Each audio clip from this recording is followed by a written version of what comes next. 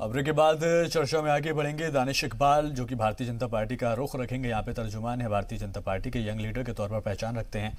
दानिश इकबाल साहब, क्या समझा जाए? कुछ लोगों को तो ये फैसला बिल्कुल सही लग रहा है कि ठीक है भाई, लॉकडाउन अभी बढ़ना चाहिए जिस तरह से आदमशुमार आंकड़े बढ़ रहे हैं, लेकिन एक तबका वो है जिसको रोजी रोटी का बहरान पहले ही खड़ा हो गया था, पहले ही उसको कमी थी, अब आगे आने वाला जो कल है उसको डराने लगा है वो।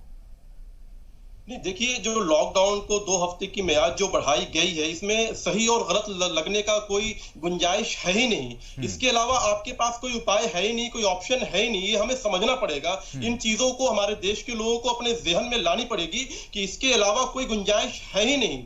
यही एक रास्ता है और पूरे दुनिया में अगर आप देखें तो लॉकडाउन ही एकमात्र रास्ता है, क्योंकि अभी तक ना जो है वैक्सीन बनी है, ना मेडिसिन बनी है। तो सरकार ने बहुत ही सूझबूझ के साथ, जो केंद्र की सरकार है उसने बहुत ही सही निर्णय लिया है। लोगों की जान की हिफाजत के लिए लॉकडाउन को बढ़ाना ही मुनासिब था। जहां तक सवाल है कि उसके बाद जो रोजमर्रा की जिंदगी है और जो खाने पीने की चीजें हैं, उनको जो सहूलियात है वो कैसे मुहैया कराया जाए, या दूसरे प्रदेशों के जो लोग हैं वो अलग अलग महानगरों में जो फंसे हुए हैं उनको सरकार कैसे वहां से निकाल करके उनके प्रदेश तक पहुंचाए। तो निश्चित तौर पर आप देख रहे होंगे छात्र ने इसमें जो है गंभीरता दिखाई है और सरकार जितने भी मजदूर या जितने भी लोग अपने प्रदेश से दूसरे प्रदेश में फंसे हुए हैं, चाहे वो बच्चे हो, चाहे वो छात्र हो, चाहे वो रोजमर्रा की जिंदगी में काम करने वाले मजदूर हो, सरकार ने उन सबके लिए जो है अलग अलग जगहों से अपने अपने प्रदेशों में ले जाने का काम सरकार ने शुरू कर दिया है। तो मैं ये मानता हूं कि सरकार दोनों चीज को लेकर के चल रही है। एक तरफ तो लोगों की जान की हिफाजत के लिए लॉकडाउन को सरकार ने बढ़ाया है, तो दूसरी तरफ जिन लोगों को मुसीबतें हो रही हैं, जो अपने घर से दूर है, जो दूसरे प्रदेशों में फंस गए हैं, सरकार उनको वहां से अलग अलग माध्यमों से, चाहे वो रेल हो, चाहे वो बसेस हो, इनके माध्यमों से सरकार ने गंभीरता से इस विषय को लिया है और आने वाले कुछ दिनों में वे सारे के सारे लोग अपने घर तक पहुंच जाएंगे। उसके बाद मुझे लगता है कि लॉकडाउन और आसान भी हो जाएगा। लेकिन दानिश इकबाल साहब, अब लोग यही कह रहे हैं कि जो तैयारियां अब बीच लॉकडाउन में आप कर रहे हैं, ये लॉकडाउन, जो पहला लॉकडाउन आपने नाफिज किया था जनता कर्फ्यू से पहले, तैयारी कर लेनी चाहिए थी। अभी संजीव कौशिक साहब भी यही इल्जाम लगा रहे थे। वो कह रहे थे कि सरकार ने बिना किसी तैयारी के लॉकडाउन जनता पर थोप दिया है, जिससे आम लोगों से लेकर खास लोगों तक की जिंदगियों पर असर पड़ा है। देखिए अब्बास भाई, बहुत साफ मैं कहना चाहता हूं कि कोई अगर महामारी या कोई बीमारी अगर आती है तो वो किसी को एप्लीकेशन देकर के नहीं आती है कि मैं फलाना डेट से आने वाला हूं ताकि आप तैयारी कर लीजिए। जैसे सरकार को मालूम चला कि जैसे WHO ने इसको विश्वव्यापी महामारी के रूप में घोषित किया, उसके बाद से पूरे विश्व में भारत ही एक ऐसा देश है जिसने सबसे पहले सूझबूझ का परिचय देते हुए लॉकडाउन का पालन किया, लॉकडाउन की घोषणा की, ताकि ज्यादा से ज्यादा लोगों को जान बचाया जा सके, ज्यादा से ज्यादा जो है हम अपने लोगों को सेव कर सकें, उस महामारी को जो है हम कम कर सकें। तो इस पे सवाल खड़ा नहीं। दानिश इकबाल साहब, अगर आपकी सरकार भारतीय जनता पार्टी स्ट्रेटेजी अगर बना ली थी पहले, तो ये जो आप बीच में आप ट्रेनें चला रहे हैं, अगर ये पहले चल जाती तो क्या हर्ज था? नहीं, देखिए, बिना किसी चीजों को आप जो कह रहे हैं कि हमने पहले तैयारी क्यों नहीं की, हमने पहले ट्रेनें क्यों नहीं चलाई, देखिए सरकार जो है इस तरह की जो चीजें आती हैं इसकी कोई घोषणा पहले से नहीं होती है। दानिश इकबाल साहब, राहुल गांधी ने फरवरी के महीने में ही ट्वीट कर दिया था और सरकार को आगाह कराया था। कांग्रेस ये बार बार कहती है।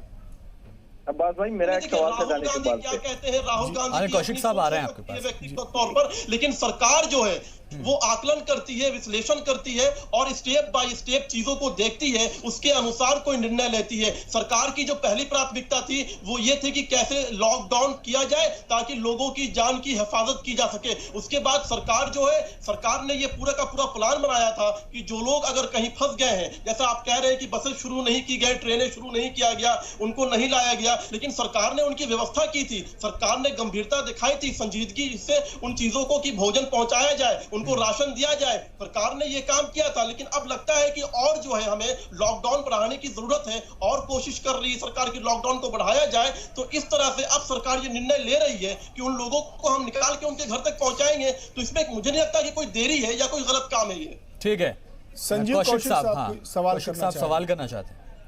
नहीं, हम ये पूछना चाह रहे थे, दानिश इकबाल अभी बता रहे थे कि ये महामारी है। देखिए दानिश भाई, हम एक चीज स्पष्ट फिर बोलना चाहेंगे कि ये एक महामारी है, लेकिन ऐसी कोई महामारी नहीं है, या हम भूकंप से पीड़ित नहीं है कि अचानक रात में हम सोए थे और धरती हिल गई और सब कुछ अस्त व्यस्त हो गया। ये एक ऐसी महामारी थी जो लगातार आपके दरवाजे पर दस्तक दे रही थी। किस वक्त इंडिया इसकी एंट्री होती है, किस वक्त पहली मौत होती है, उसके बाद में स्टेप बाय स्टेप आपको ये अलर्ट करती चली आ रही थी कि आप सावधान हो जाएं। आप कितने सावधान हो पाए, सबसे महत्वपूर्ण मुद्दा ये है। हम यदि बात करें तो प्रधानमंत्री जी अपने तहरीर में ये कहते हैं कि नहीं, हमने कह दिया था कि जितने भी विदेश से लोग आ रहे हैं इंटरनेशनल अंतर्राष्ट्रीय एयरपोर्ट पे उनकी जांच कराई जा रही है, उन्हें क्वारंटाइन में डालने की बात हो रही है। आप और हम खूब जानते हैं कि कितनी संजीदगी से ये काम किया गया। यदि किया गया होता तो शायद इतनी मात्रा में यहाँ पे लोग नहीं निकलते। एक और मसला बीच में आया, किसी और जमात को लेकर के मसला आया, लगातार उस पर भी चर्चा हुई, लेकिन वहां भी आपने अपनी संजीदगी नहीं दिखाई। मैं बार बार यही कह रहा हूं कि जो संजीदगी आपको दिखानी चाहिए थी, स्टेप बाय स्टेप लगातार आपको अलर्ट मिलता चला गया, लेकिन आपने नहीं दिखाया। आज नतीजा ये है कि जो हवाई जहाज से जो महामारी चल के हिंदुस्तान में आई थी, अब वैसे लोगों के घरों में पहुंच गई है जो रिक्शा चलाते थे। 2 वक्त की रोटी इनको बहुत मुश्किल से मिलती थी। आज भी वो लोग जो संपन्न लोग हैं वो अपने घरों में हैं, वो सक्षम हैं, उनको कोई तकलीफ नहीं हो रही है, उनको कोई परेशानी नहीं हो रही है, न खाने में उनको परेशानी हो रही है, न आर्थिक रूप से वो किसी परेशानियों का सामना कर रहे हैं।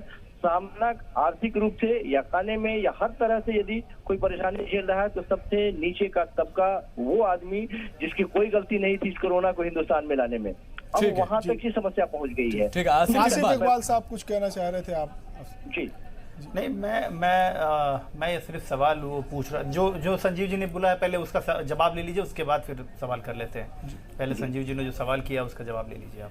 जी दानिश इकबाल साहब, संजीव साहब ने जो सवाल उठाए हैं, संजीव भाई की बात मैं सुन रहा था। देखिए, संजीव भाई जो है सरकार की आलोचना कर रहे हैं, करने का पूरा अधिकार उनको है, लेकिन अभी जो समय है, अभी जो वक्त है, इसमें पूरी दुनिया सराह रही है भारत के काम को, भारत के प्रधानमंत्री। नहीं, दानिश इकबाल साहब, एक बात सुनिए, आपकी कोई शिकायत नहीं कर रहे थे वो, और न ही आलोचना कर रहे थे। देखिए, एक जिम्मेदार नागरिक का एक फर्ज होता है कि तमाम सवालों से अवगत कराया जाए, और आप ये कह के पल्ला मत झाड़िए, या आप ये कह के पल्ला मत झाड़िए कि उनका एक सवाल था और वो बिना वजह के सवाल खड़े कर रहे हैं। बिल्कुल नहीं, आप जिम्मेदार हैं, आपको उस जिम्मेदारी पे रखा गया है। आप बिहार के सरकार की बात करें, आप देश की सरकार की बात करें, आप दोनों जगह आप सरकार में शामिल हैं, आपकी जिम्मेदारी बनती थी। आप ये बताइए कि आज आपको नहीं लगता है कि आप बिहार में बैठे हुए, आपकी सरकार बिहार में, आज जिस तरीके झारखंड के सीएम ने जो परस्यू किया वो आप क्यों नहीं कर सकते थे? आप, बल्कि आपकी सरकार ने तो सवाल खड़े कर दिए कि मैं कैसे लेके आऊं। आपको समझ में नहीं आता है कि कितनी इसमें जगहसाई हुई है आपकी, कि आपके पास न बस है, न ट्रेन है, न लड़कों को लाने के लिए कोई इंतजाम है आपको, न मजदूरों को लाने के लिए इंतजाम है आपको। पूरा देश जानता है कि सबसे ज्यादा अगर पलायन करने वाले मजदूर हैं और सबसे ज्यादा परेशान अगर कहीं के लोग हैं तो वो बिहार के लोग हैं। बिहार के लोगों के लिए आपने क्या किया? देश की छोड़िए, प्रधानमंत्री की तारीफ होती है, वजीर आजम की तारीफ WHO करता है, वो हम भी तारीफ करते हैं, हम भी उनके सीधे पढ़ते हैं, लेकिन जहां पे सवाल खड़े करने की बात है वहां सवाल खड़े किए जा रहे हैं, और वो कोई आरोप नहीं लगाया जा रहा है। इसको आरोप मत समझिए, ये एक जिम्मेदार नागरिक का फर्ज बनता है कि वो सवाल करे, सवाल का जवाब दीजिए। और आपके सुझाव का हम स्वागत भी करते हैं। बार बार भारतीय जनता पार्टी भी कह रही है, सरकार भी कह रही है कि हम सबको एक साथ मिलकर के इसे लड़ना है, और आपके सुझाव का स्वागत भी करते हैं। लेकिन सवाल यह है कि बिना किसी स्ट्रेटेजी के, बिना किसी आकलन के हम कोई भी कदम उठाते हैं, अगर उसके बाद कोई खुदा ना खास्ते कोई ऐसी घटना हो जाती, जैसा आप कह रहे हैं कि बिहार में सरकार है और बिहार की सरकार में, और निश्चित तौर पर सबसे ज्यादा बिहार के लोग अलग अलग देशों में फैले हुए हैं, और सबसे ज्यादा मजदूर भी, बच्चों भी, पढ़ने वाले छात्र भी बिहार के ही हैं।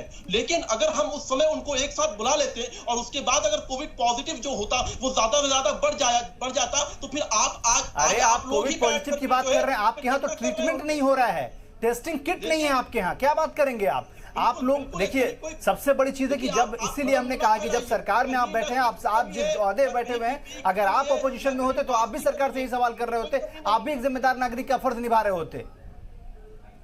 नहीं, देखिए, मैं वो साफ कह रहा हूँ, ना कहीं PPE की कमी है, ना कहीं किट की कमी है, ना कहीं मास्क की कमी है, लेकिन जहां आप गलत बात कह रहे हैं। दानिश इकबाल साहब, आपके पास किट की कमी नहीं है, आपके पास भरपूर किट की कमी है। और आप एक बात और समझिए कि आपने स्ट्रेटजी बनाने की बात की है, मैं सिर्फ एक सवाल कर रहा हूं कि बिहार के लिए आप लोगों ने क्या स्ट्रेटजी बनाई है? बिहार आज आप जब दूसरे स्टेट के लोग, आपके ही बीजेपी की स्टेट है, बीजेपी शासित राज्य है उत्तर प्रदेश के मुख्यमंत्री पूरे 4 चारों तरफ घूमते रहते हैं, तमाम लोगों से मिलते हैं, अपनी परेशानियों का बंटवारा करते हैं, परेशानियों को दूर करने की कोशिश करते हैं। अपने वो छात्रों को लाने के लिए वो कोटा बस भेज देते हैं, अपने छात्रों को लाने के लिए आनंद विहार दिल्ली में बस भेज देते हैं। आपके मुख्यमंत्री नीतीश कुमार क्या करते हैं? आप भी वहां सरकार में शामिल हैं, आप लोग बड़े जिम्मेदार हैं और तमाम बड़े पोर्टफोलियो आपके बीजेपी के हैं।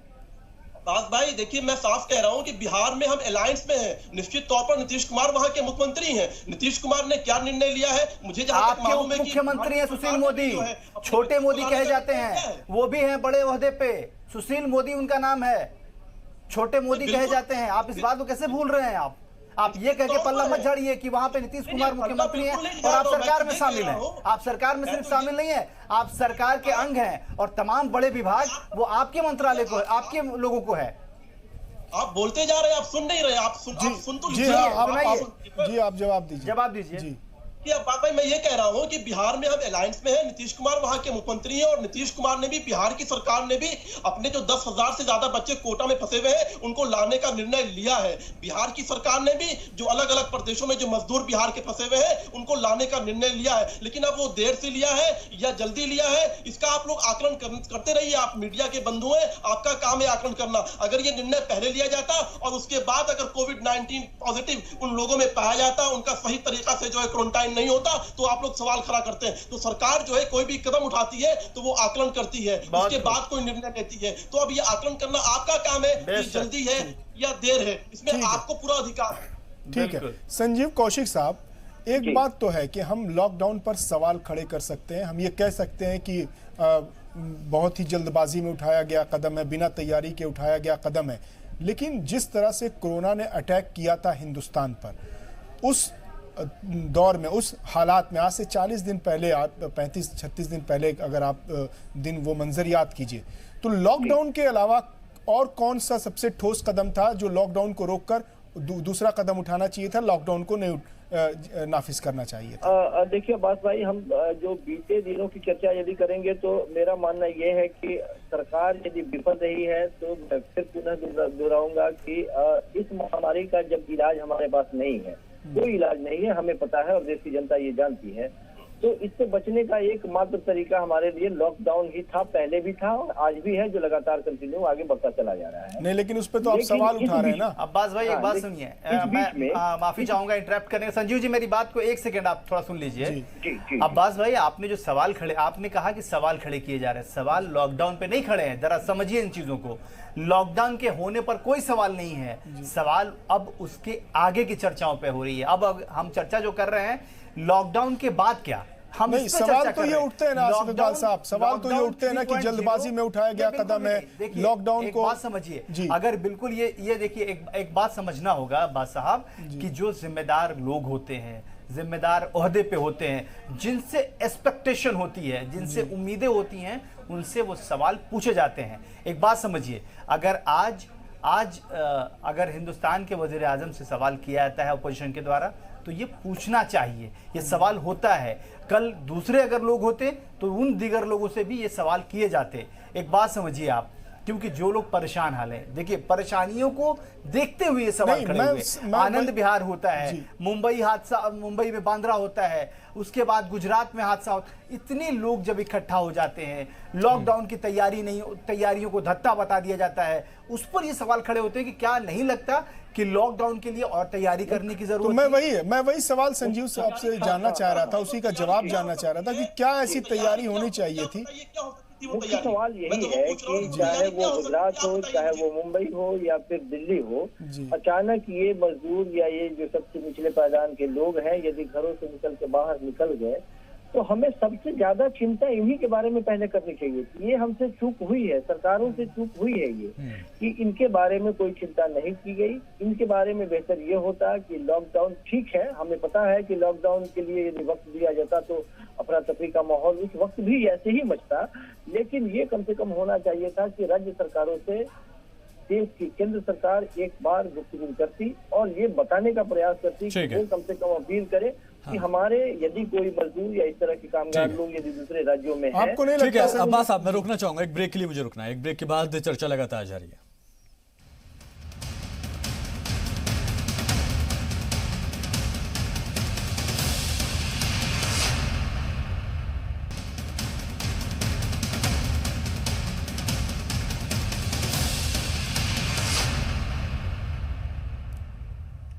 ब्रेक के बाद चर्चा में आगे बढ़ेंगे। दानिश इकबाल भी भारतीय जनता पार्टी के प्रवक्ता हमारे साथ जुड़े हुए हैं। मैं आपके पास आना चाहूँगा दानिश साहब, कल हमने देखा कि राहुल गांधी ने रघुराम राजन जो कि आरबीआई के साबिक गवर्नर हैं, पूर्व गवर्नर हैं, उनसे बातचीत की थी। तो आरबीआई के जो गवर्नर थे उन्होंने अपनी बातचीत के दौरान ये कहा कि जो लॉकडाउन लगाया गया है और लॉकडाउन लगाने के बाद अगर गरीबों की सरकार मदद करना चाहती है तो 65,000 करोड़ रुपए खर्च करने होंगे।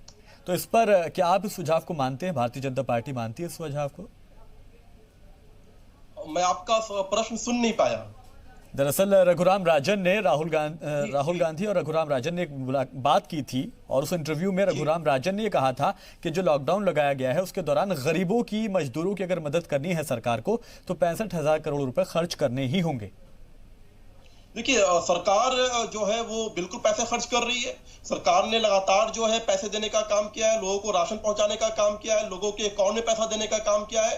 लेकिन अब राहुल गांधी किससे बात करते हैं और रघुराम राजन से ही क्यों बात करते हैं? और उनके बात का क्या जो है, आरबीआई के गवर्नर रहे हैं सर वो, तो उनसे सवाल करने में कोई बुराई तो है नहीं। आरबीआई के गवर्नर, लेकिन रघुराम राजन के साथ राहुल गांधी का जो है इतना आत्मीयता जो है वो उनके 2 दशक पुराने उनके पारिवारिक संबंध है। तो कभी कभी मुझे लगता है कि रघुराम राजन जैसे लोग भी जो है यथार्थ के ऊपर जो आत्मीयता होती है उसको महत्व देते हैं। तो शायद ये जो आत्मीयता है, यथार्थ के ऊपर जो आत्मीयता, जिससे पारिवारिक संबंध हो उससे कोई सवाल जवाब ना किया जाए। दानिश साहब, मतलब जिससे पारिवारिक संबंध हो उससे कोई सवाल जवाब ना करे कोई, आप ये कहना चाह रहे हैं? नहीं, बिल्कुल आपको पूरा अधिकार है। किसने मना किया है सवाल जवाब करने को? लेकिन सरकार अपने अनुसार काम करती है। सरकार अपने अनुसार काम करती है। बिल्कुल, बहुत बेहतर बात कही आपने। सरकार अपने अनुसार काम करती है। सरकार के पास काम करने की क्षमता है। सरकार का है वो जो है क्षमता अनुसार है। फिर हम अगर दूसरे लोग की बात करते हैं, राहुल गांधी कहते हैं लॉकडाउन नहीं करना चाहिए, लॉकडाउन के अलावा अलग चीजें करनी चाहिए। मैं तो पूछता हूँ, कभी नहीं कहा। गलत इन्फॉर्मेशन आपके पास, गलत इन्फॉर्मेशन आपके पास कि राहुल गांधी ने यह कहा कि कभी लॉकडाउन नहीं करना चाहिए। संजीव कौशिक साहब कुछ जवाब देना चाह रहे थे। जी, मैं ये कह रहा था अब्बास भाई कि भारतीय जनता पार्टी के प्रवक्ता यहाँ बैठे हुए हैं। दरअसल इनकी सबसे बड़ी समस्या ये है कि इनसे लाख गलतियां हो जाए, ये गलती मानने को तैयार नहीं है। ये नहीं मानेंगे कि इनसे बहुत बड़ी गलती हो गई नोटबंदी करके। ये नहीं मानेंगे कि जीएसटी को आपने प्रयोगशाला बना दिया। आप नहीं मानेंगे, सुनिए देश की अर्थव्यवस्था आपने गर्त में डाल दी, आप नहीं मानने को तैयार है। आप क्यों नहीं मानते कि गलतियां हो सकती है आपसे? जो आपकी आर्थिक नीतियां रही हैं वो आपके लिए बहुत ही घातक रही हैं और देश के लिए भी घातक रही है। आप क्यों नहीं मान लेते? हमारा मानना यह है कि यदि कोई जानकार है, आप सरकार में हो या ना हो, जानकार है, कोई यदि अच्छी सुझाव थे तो उस पर निश्चित तौर पे आपको ध्यान देने की जरूरत है। और उसे एक बार, हम ये नहीं कह रहे कि आप अमल ही कर लें, लेकिन उस पर सोचने और पुनर्विचार करने की जरूरत निश्चित रूप से। आप सिर्फ ये कह के पल्ला झाड़ लें कि उनके पारिवारिक संबंध है या वो गलत सजेशन दे सकते हैं, आप उनकी योग्यता को इनकार कर रहे हैं, इसका मतलब ये है। सबके बावजूद तो आप एक बात मुझे बताइए संजीव जी, कल जो रघुराम राजन और राहुल गांधी की जो बातचीत हुई उसमें समस्याओं पे बात हुई, समाधान पर बात नहीं हुई। उन्होंने समस्याएं बताई कि ये इस तरह से समस्याएं पैदा हो जाएंगी अगर लॉकडाउन और बढ़ता गया तो कारोबार डूब जाएंगे, जो कि दुनिया जानती है। जहां जहां लॉकडाउन है वहां की मईशत, इकोनॉमी बैठ गई है। ये तो बिल्कुल जग जाहिर है, ये तो पूरी जग जाहिर है। उसका सलूशन क्या था?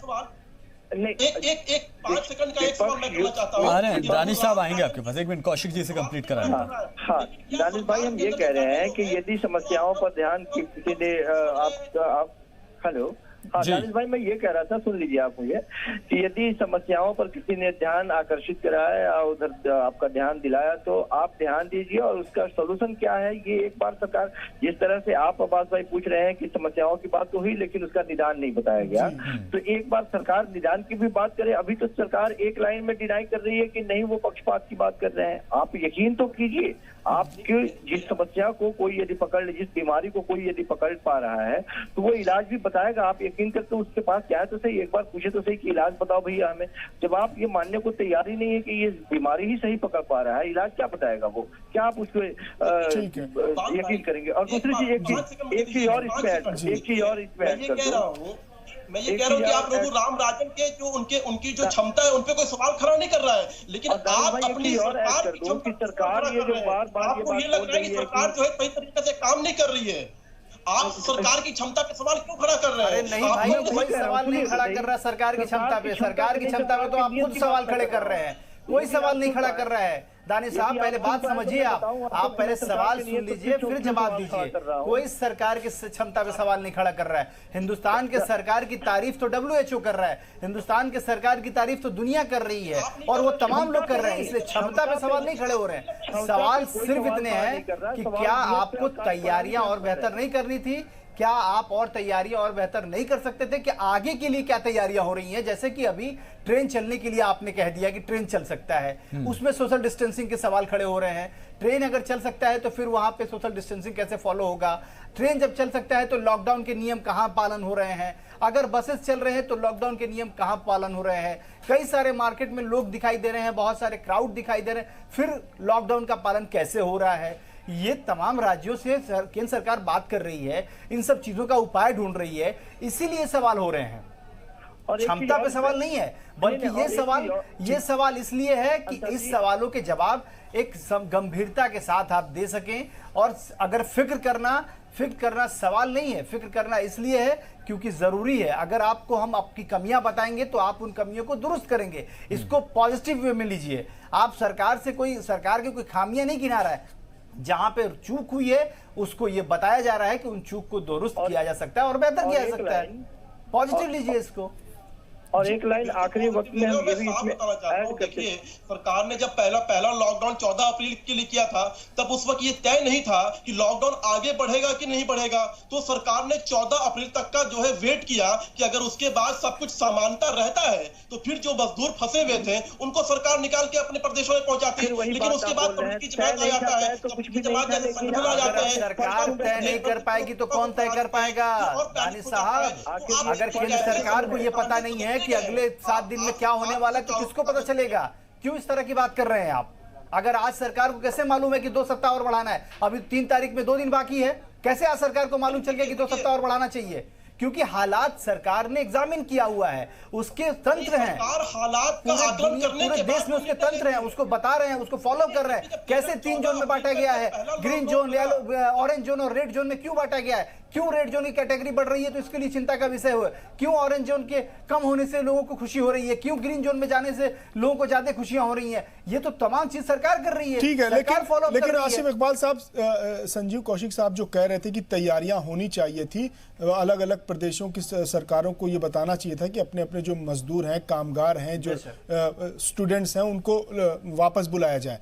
तो क्या ऐसे हालात में अफरा तफरी नहीं मचने का खतरा था कि पूरे मुल्क में एक अफरा तफरी मच जाती, जो जहां होता उधर ही भागने शुरू कर देता? बिल्कुल आप सही कह रहे हैं, बिल्कुल, और बहुत वाजिब सवाल है। देखिए, इसीलिए कहा जा रहा है सरकार के किसी भी कार्य पे, खास तौर पे इस लॉकडाउन में जिस तरह से लॉकडाउन का पालन कराया गया, वो बिल्कुल ये दर्शाता है, ये बताता है कि मजबूत सरकार थी, इसलिए अपने कामों को बहुत मजबूती से और अच्छे तरीके से इंप्लीमेंट कराया। उसकी तारीफ पूरी दुनिया कर रही है। लेकिन अब्बास साहब, एक बात ये भी समझना होगा कि प्रॉब्लम भी बहुत बड़ी है। हिंदुस्तान कोई छोटा मुल्क नहीं है, 126 करोड़ लोगों का मुल्क है ये। 126 करोड़ लोगों को, तमाम लोगों को बहुत एहतियात, तमाम चीज़ें, उनकी ज़रूरत की चीज़ें। आप ज़रा बताइए, आप खुद एक एज ए ह्यूमन बीइंग सोचिए ज़रा कि जब आप शाम को निकलते होंगे, जब आप सुबह निकलते होंगे, कई सारे लोग सड़कों पर खड़े होते हैं लाइन लगा के। उन्हें 1 जून के लिए, एक वक्त के रोटी के लिए उनको सड़कों पर लाइन लगाना पड़ता है। 2.5 से 3 घंटा लाइन लगाते हैं, तब जाके खाना मिल पाता है। और उसमें भी कई बार ऐसा होता है कि जो खाना बांटने वाले लोग आ रहे हैं उसमें कम हो जाता है। फिर समझिए कितनी परेशानियां होती हैं, कितनी दिक्कतें हो रही, और इस तरह की दिक्कतों का सबको सामना करना पड़ रहा है, हर राज्य सरकारों को सामना करना पड़ रहा है। क्यों? क्योंकि केंद्र सरकार बड़े भाई की भूमिका में, केंद्र सरकार जिम्मेदार लोगों की भूमिका में। इसलिए सवाल केंद्र सरकार से पूछा जा रहा है। सवाल यही है आसिफ साहब, मेरे सवाल का जवाब नहीं मिला मुझे कि जो तैयारियों की बात की जा रही है कि लॉकडाउन से पहले सरकार को तैयारियां करनी चाहिए थी, एहतियात बरतना चाहिए था, ये जल्दबाजी में लिया गया है, थोड़ा और ठहर जाना चाहिए था। तो वो तैयारियां क्या करनी चाहिए थी? संजीव कौशिक साहब ने कहा कि तमाम मजदूरों को वापस बुला लिया जाता। तो मेरा फिर सवाल यही है कि मजदूरों को बुलाया जाता, लड़कों को बुलाया जाता। आपका सवाल के जवाब, आपका जवाब आपके सवाल में ही है। जरा ये बताइए, आप जब ये बात कह रहे हैं कि लॉकडाउन का पालन कराने के बाद आनंद विहार कैसे हो गया? लॉकडाउन का पालन कराने के बाद बांद्रा कैसे हो गया? हाँ, तो मैं का यही पालन कह रहा हूं ना कि गुजरात अफरा कैसे हो तफरी गया? और मच तो जाती ना, अफरा तफरी और मच जाती ना जब आप एक खास तबके को, मजदूरों को और स्टूडेंट्स को जब आप उनके होम टाउन भेजते, उनके होम स्टेट भेजते, उनके गृह राज्य भेजते, तो और ज्यादा पैनिक क्रिएट होता। अब्बास भाई, एक चीज मैं यहाँ ध्यान दिला दूं, भारतीय जनता पार्टी के प्रवक्ता बैठे हैं यहाँ पे, सरकार के नुमाइंदे यहाँ बैठे हैं, मैं फिर ये स्पष्ट कर दूं कि मजदूर और विद्यार्थी जो बाहर के शहरों में पढ़ने आए हैं, दोनों को एक श्रेणी में नहीं रखा जाए।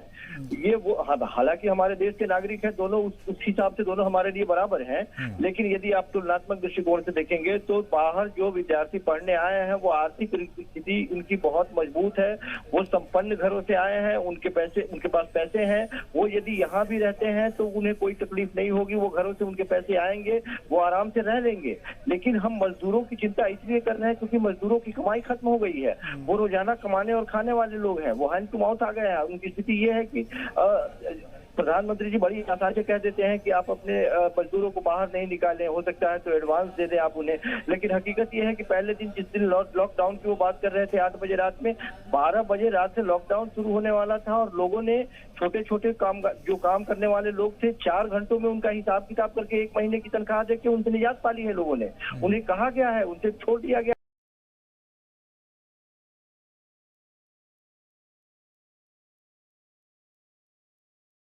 विद्यार्थियों की भी चिंता होनी चाहिए, लेकिन वो सक्षम विद्यार्थी हैं, उनसे ज्यादा चिंता आज भी हमें उन मजदूरों की है जो सचमुच में कमाते थे, तो खाते थे, आज कमाई उनकी बंद हो चुकी है, आज बहुत ज्यादा मुश्किल है वो उनकी। ठीक है, वाकई आने वाले वक्त में बहुत परेशानी भी हो सकती है, लेकिन लॉकडाउन भी इस वक्त की ज़रूरत है। बहुत शुक्रिया इस तमाम जानकारी के लिए, आप हमारे साथ जुड़े, इस पर चर्चा की। हमारे साथ दानिश इकबाल भारतीय जनता पार्टी के प्रवक्ता थे, संजीव कौशिक साहब थे पॉलिटिकल एनालिस्ट, और आशिफ इकबाल हमारे नुमाइंदे न्यूज़ रूम से थे, और साथ ही साथ सैयद अब्बास भी हमारे साथ जुड़े हुए थे। बहुत शुक्रिया आप तमाम लोगों का।